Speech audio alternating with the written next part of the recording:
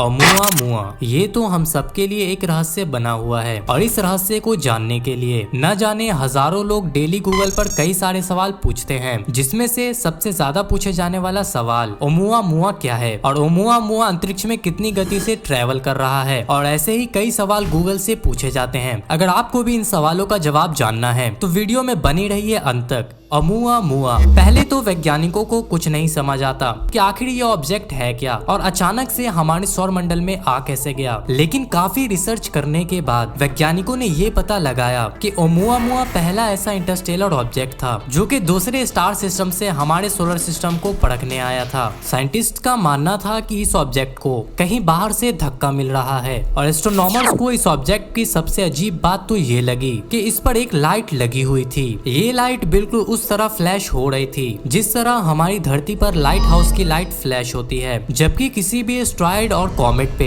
ऐसी लाइट बिल्कुल नहीं होती। तो आखिर ये था क्या ये कोई एलियन द्वारा भेजा गया स्पेसशिप था जो हमारे सोलर सिस्टम के बारे में जानने आया था? और इस ऑब्जेक्ट ने वैज्ञानिकों को तब हैरान कर दिया जब उन्होंने पाया कि इस ऑब्जेक्ट पर सूर्य तथा अन्य ग्रहों की ग्रेविटी का कोई असर नहीं पड़ रहा था। ओमुआमुआ की गति की बात करें तो वैज्ञानिकों का मानना था कि ये ऑब्जेक्ट 87.3 किलोमीटर पर सेकेंड की स्पीड से ट्रेवल कर रहा था। लेकिन यह पॉसिबल कैसे है? साइंटिस्ट अभी भी इस बात से हैरान हैं। ओमुआमुआ फिलहाल हमारे सौर मंडल से काफी दूर यानी प्लूटो को भी पीछे छोड़ चुका है और इस ऑब्जेक्ट पर रिसर्च करने के लिए वैज्ञानिकों ने जनवरी 2022 में एक फास्टेस्ट स्पेसक्राफ्ट बनाने में लग चुके हैं जिससे वो ओमुआमुआ को पकड़ सके। साइंटिस्ट का मानना है कि 2028 से 2030 तक स्पेसक्राफ्ट बनके रेडी हो जाएगा और उसके ठीक 20 साल के अंदर इस ओमुआमुआ को ट्रैप किया जा सकता है। साइंटिस्ट का ये भी मानना है कि हम 2047 तक इस काम को अंजाम दे देंगे। खैर वो तो वक्त ही बताएगा।